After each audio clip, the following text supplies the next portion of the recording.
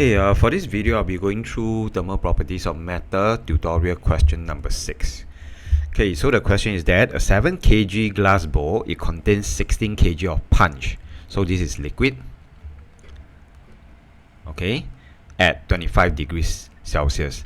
That means the glass bowl together with the punch, they are at this, they are at thermal equilibrium. They are in thermal equilibrium. They are both at 25 degrees. Now, ice at an initial temperature of minus 20 degrees is added to the punch. Now, the punch may be treated as if it was water, and it may be assumed that there is no transfer of energy between the punch bowl and the external environment. Now, when thermal equilibrium is reached, all the ice has melted and the final temperature of the mixture is 11 degrees Celsius. We can take the specific heat capacity of glass as 670 joules per kg per Kelvin. Now determine the amount of ice added. So this will be the mass of ice. Okay, so again, you need to unpack the information and then draw a heating and cooling curve. So I will assume that because this is at 25 degrees, if I were to add ice inside, it will cool down. So let me draw the cooling curve first. So temperature versus time. So initially it was at 25 degrees Celsius, and because once the ice is added, the temperature will decrease, and the final temperature is 11 degrees. So this is 11 degrees, and this cooling curve applies to both glass bowl plus the punch. Okay, because both were initially at 25 and eventually it will reach a final temperature of 11 degrees Celsius. Now for the ice that it was added, okay, it was initially at minus 20. Okay, once it's added to the warmer punch, it will actually increase in temperature. It will not melt, it will not change state first because that is not its melting point. So the temperature will increase until 0 degrees and then it will change state. So this is my flat part, and then once all the ice has melted, it has become water. The temperature will increase until 11 degrees Celsius. Right, so the whole system will be in thermal equilibrium.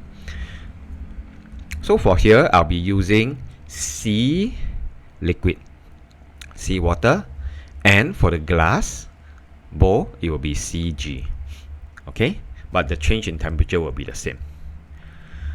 For the ice over here, I'll be using, okay, temperature is changing, so I should be using C ice.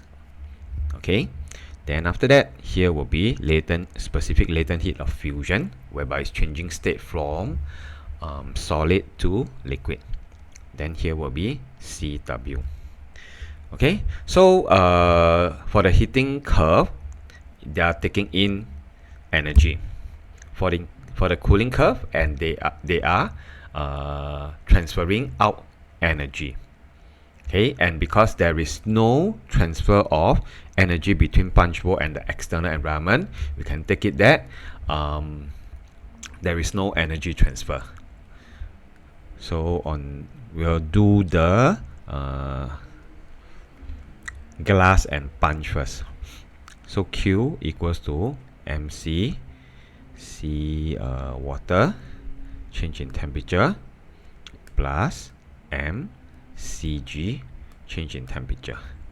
Okay, so the mass of the water is 16, the punch 4200, and the change in temperature, we always take the larger number, subtract the smaller number, so we have 14.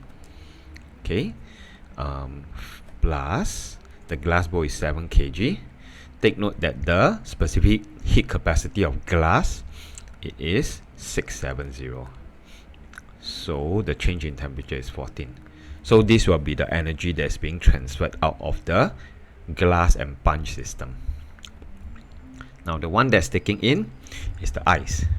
So we have 3 stages, so there will be 3 parts of this calculation. M, which is the mass of ice, which I'm not sure. I have C ice, and the change in temperature is 0 degrees minus minus 20. So there's a change in temperature of 20 degrees plus MI LF, right? Because now I'm at this part here, so it is mass multiplied by the specific latent heat, of fusion. And then finally, once all the ice has melted, becomes water, but however it is still the mass of ice, right? So I'll just use M. CW multiplied by difference in temperature is 11. Okay, so Mi is the unknown. Let me fill in this for sea ice. Okay, so the specific heat capacity of ice is 2100 multiplied by 20. Then this is my specific latent heat of fusion. This is after it has melted, but I still have the same amount of ice that turned into water, right?